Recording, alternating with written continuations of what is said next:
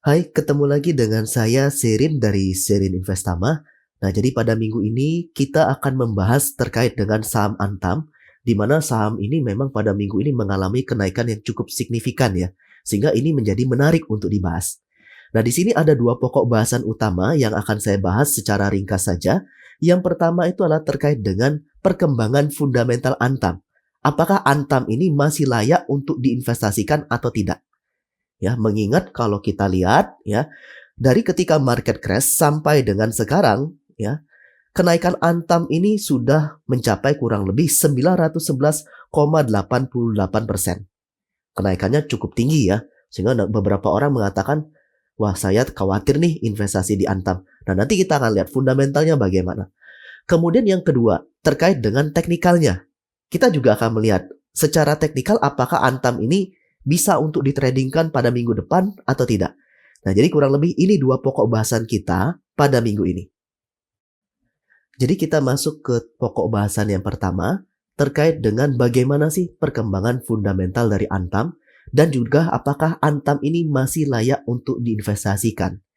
Mengingat memang kenaikan Antam semenjak tahun 2020 ketika kejatuhan market sampai dengan 2021 sudah mencapai 900%.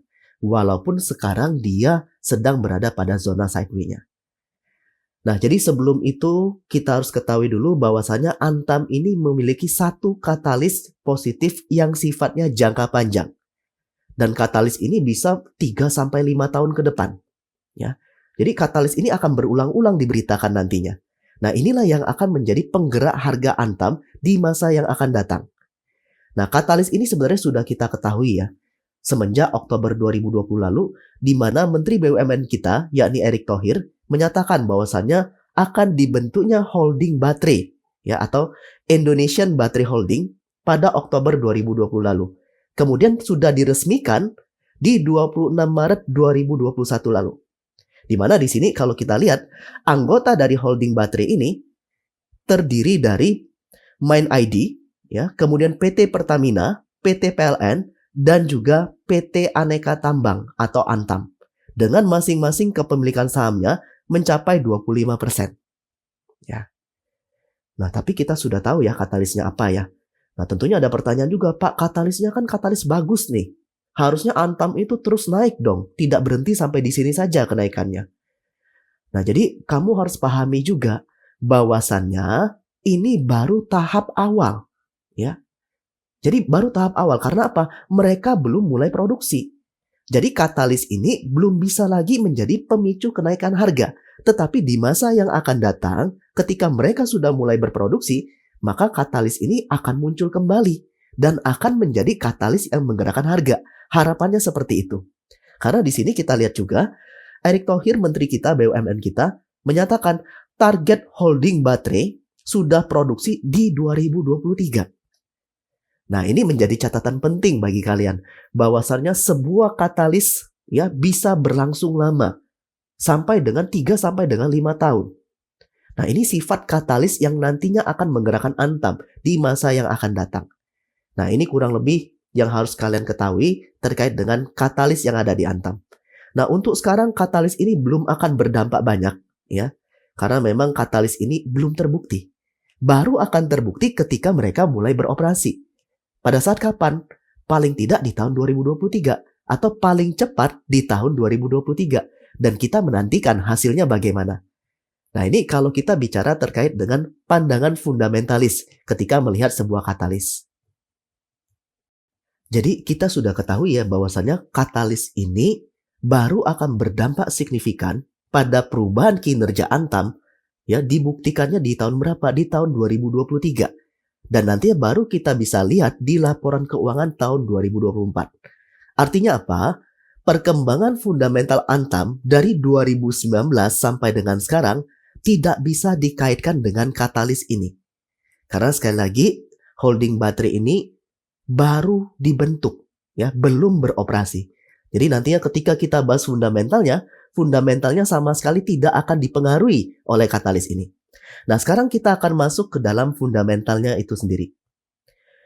Nah, di sini saya menggunakan data dari Stockbit saja, ya. Jadi kita akan lihat dulu dari perkembangan kinerja keuangannya.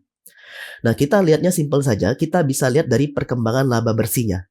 Nah, kalau kita lihat dari 2019, laba bersih dari Antam ini berkisar 194 miliar dan meningkat menjadi 1,1 triliun rupiah pada tahun 2020. Atau dengan kata lain, peningkatannya mencapai hampir 600%. Nah, sekali lagi ya, peningkatan ini tadi tidak boleh kita hubungkan dengan katalis tadi, karena katalis tadi nggak terbukti.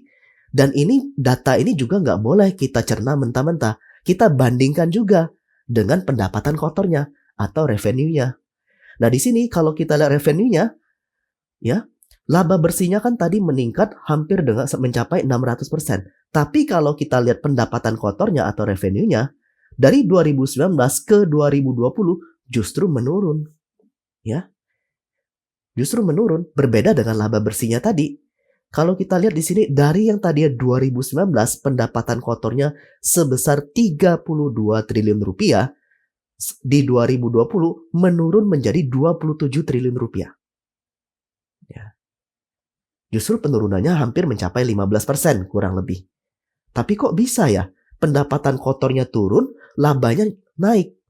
Apakah ini karena efisiensi operasional atau efisiensi aktivitas manajerial di dalam Antam? Nah, di sini kita nggak boleh menyimpulkan demikian karena sebenarnya hal utama yang menyebabkan kenaikan dari laba bersih ini karena adanya kenaikan harga nikel dan emas di tahun 2020 lalu. Ya, dimana kalau kita lihat, ya, nikel sendiri sempat mencapai all time high-nya, ya, atau meningkat kurang lebih kalau kita lihat di sini ya. Kurang lebih peningkatan harga nikel ini mencapai 80,99% atau 81% lah kurang lebih. Sehingga inilah yang menunjang ya perkembangan fundamental dari si Antam sendiri. Nah, artinya memang kalau ditanyakan apakah fundamental Antam ini mengalami perkembangan semenjak dia ditunjuk sebagai salah satu BUMN dalam holding Indonesian Baterai, maka saya jawab tidak ada hubungannya. Kenapa? Karena holding baterai tadi baru akan beroperasi di 2023 paling cepat. Dan hasilnya baru bisa kita ketahui di 2024. Jadi nggak ada hubungannya. Nah, lalu apa yang menyebabkan kenaikan laba dari si Antam ini? Padahal kita tahu pendapatan kotornya menurun. Yaitu tadi, kenaikan harga dari komoditas emas dan juga nikel. Ya, inilah yang menyumbang kenaikan dari laba bersih Antam sampai dengan hampir 600%. Dari 2019 ke 2020. Ya, jadi kesimpulannya apa? Kesimpulannya memang belum ada perkembangan yang signifikan terkait dengan kinerja Antam.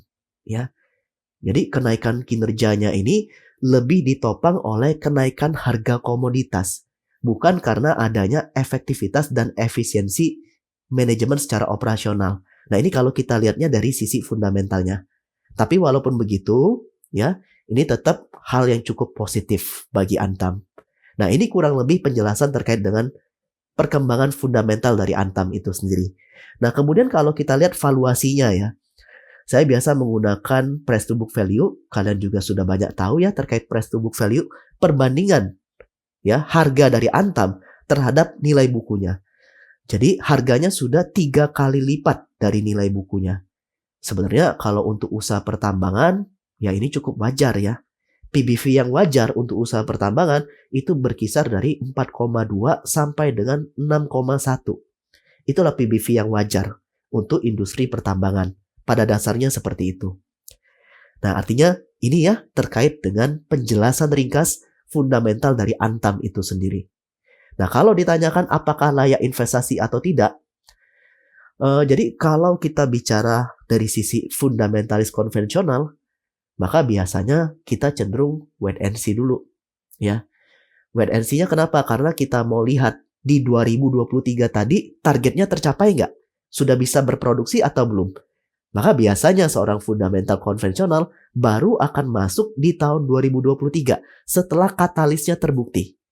Atau bahkan ada beberapa fundamental konvensional yang juga baru mau masuk di tahun 2024. Setelah katalisnya terbukti atau Antam ini sudah ikut berproduksi, ya terkait dengan holding baterai tadi, dan juga setelah diketahui hasilnya, apakah kinerjanya ikut meningkat ya atau tidak, dan berapa persen peningkatannya. Ini kalau kita bicara fundamental konvensional. Jadi jelas ya, mereka baru mungkin akan masuk di tahun 2023 atau tahun 2024. Tapi kalau untuk seorang fundamentalis futuristik yang melihat katalis di masa yang akan datang, maka mereka akan mulai masuk ya. Masuknya sejak kapan? Masuknya nggak dari sekarang sebenarnya. Masuknya sebenarnya semenjak Oktober 2020 lalu. Ketika diumumkan adanya holding baterai tadi. Ya. Nah kurang lebih mereka akan masuk di sini. Jadi mereka dapatnya di harga sekitar 780. Ini kalau bicara fundamental futuristik. Ya. Nah biasanya mereka masih akan hold-nya sampai kapan mereka? Mereka akan hold sampai dengan 2023 atau bahkan 2024. Bahkan juga bisa lebih dari itu. Nah ini kalau kita bicara tentang investor yang sifatnya futuristik, fundamentalisnya. Nah jadi balik lagi ke kamu posisinya di mana? Sebagai fundamentalis konvensional atau fundamentalis futuristik? Ya kurang lebih seperti itu. Nah apakah Antam ini layak diinvestasikan? Untuk fundamentalis yang sifatnya konvensional, mereka akan menunggu katalis ini terbukti. Paling tidak di 2023, paling cepat di sana, dan juga ada juga beberapa di tahun 2024. Tapi kalau untuk fundamentalis futuristik, mereka tentunya sudah masuk dari awal di Oktober lalu. Dan kita juga tahu ya sebenarnya untuk PBV atau valuasi dari nilai wajarnya itu bisa mencapai angka 6. Ya maksimalnya di angka 6, 4 sampai dengan 6 kurang lebih. Nah ini saja terkait dengan fundamentalnya, kita akan lanjut ke teknikalnya. Nah kita masuk ke pembahasan yang kedua terkait dengan apakah Antam ini masih layak untuk ditradingkan atau tidak. Nah jadi kalian jangan terburu-buru dulu, kalian harus lihat dulu terkait dengan teknikalnya. Nah kita akan bahas dulu terkait dengan pola-pola yang ada di Antam. Nah kalau kita lihat sebenarnya Antam itu sudah membuat beberapa pola sebelumnya. Yang pertama itu adalah pola dari symmetrical triangle. Jadi kalau kita lihat dari 14 Januari sampai dengan kurang lebih 21 April, dia membentuk sebuah pola yang namanya symmetrical triangle. Tapi ternyata pola ini gagal. Kenapa saya katakan gagal? Karena kenaikannya belum mencapai target yang sesungguhnya. Dimana kalau kita lihat, harusnya ketika sudah ada penembusan dari pola ini, kenaikannya bisa mencapai ketinggian dari pola itu sendiri. Atau kurang lebih berada di kisaran, kita lihat di sini ya, berada di kisaran 3.400, 3.390 sampai dengan 3.400. Nah, tetapi ternyata dia gagal dan dia justru membentuk pola sideways, ya. Nah, pada waktu dia membentuk pola sideways ini, ternyata dia kembali membentuk satu pattern kecil lagi. Jadi ada yang namanya falling wedge, ya. Jadi segitiga yang memang arahnya itu ke bawah, itu namanya falling wedge. Nah, kita buatnya seperti ini falling wedge-nya. Nah ini falling wedge-nya. Dan ketika dari 11 Mei sampai dengan 5 Juli dia membentuk falling wedge. Nah di sini kita lihat pola kecil ini sudah berhasil mencapai targetnya. Dimana kalau kita lihat target dari pola kecil ini sendiri ada di area kurang lebih di area sini 2.650. Dan Antam ternyata sudah mencapai itu. Makanya setelah mencapai area ini ya, area dari resistennya yang bertepatan juga dengan resistennya di 2.650 kisaran di sana, maka Antam terkoreksi. Nah, kita lihat pergerakan pada akhir hari Jumat yang lalu, Antam ini sudah hampir menyentuh resistennya di 2.650. Ya. Jadi kalau kita lihat di sini ya, setelah Antam membentuk pola-pola ini dan memang pola kecilnya falling wedge-nya sudah tercapai, Antam kembali naik ya. Menguji area 2.600, kisaran nanti menguji area 2.650. Nah, kita khawatirkan di sini ya. Kalau misalkan untuk trading, kita tunggu saja dulu kalau Antam berhasil menembus area 2.650 dan bertahan di atasnya. Baru kita boleh masuk. Karena di sini kalau kita lihat ini ada area konsolidasinya. Jadi selain dari pola-pola tadi, ini merupakan area dari konsolidasi Antam itu sendiri. Jadi kalau dia bisa menembus area 2.650 tadi dan bertahan di atasnya, harapannya apa? Harapannya nanti akan ada kenaikan paling tidak sebesar dari area konsolidasinya. ya, paling tidak dia akan menguji 3140. Atau terdekat kalau kita lihat di sini ya, area terdekatnya kalau kita lihat di sini resistennya ada di kisaran area 2970 yang berdekatan dengan gap-nya atau gap terbukanya. Itu baru akan terjadi kalau Antam mampu menembus area konsolidasinya atau resisten konsolidasinya di area kurang lebih 2650 sampai dengan 2670 dan bertahan di atas itu paling tidak 1 hari. Ya, 1 hari setelahnya. Nah, jadi bagi kalian yang mau masuk, pertimbangkan dulu karena kita lihat ya, di sini Antam ketika kenaikan hari ini juga meninggalkan sebuah gap ya. Jadi ada sebuah gap dan dia juga sudah dekat dengan resistennya. Jadi gapnya ada di 2450 dan dia kebetulan berdekatan dengan resistennya. Jadi strategi yang paling baik untuk sekarang adalah tunggu dia break dulu ya. Tunggu dia break 2650 sampai dengan 2670 ya dan bertahan 1 hari di atasnya baru kita mulai masuk. Ingat, kalau kita melakukan buy on break, jadi kita belinya di ketika dia break 2670 misalkan seperti itu ya, maka kamu juga harus pasang stop loss. Stop lossnya bagaimana? Stop lossnya sell on break. Kalau ternyata dia kembali menembus di area di bawah 2670 tersebut. Pasanglah kurang lebih misalkan 2% atau 3% di area penembusan breaknya tadi untuk menjaga adanya gerak tipu dari bandar atau spike bandar. Nah, jadi kalau mau masuk, sekali lagi, strategi yang paling baik untuk sekarang adalah tunggu break dulu saja, ya. Nah, kurang lebih itu yang bisa saya sampaikan kepada kalian terkait dengan teknikalnya. Jangan lupa dijaga money manajemennya, ya. Ini high risk termasuk maksimal cuma 5% modal, stop loss harus ketat, ya. Ada buy on break, harus ada sell on break. Jadi harus disiplin seperti itu. Nah, kurang lebih ini saja, ya, untuk minggu ini. Terima kasih.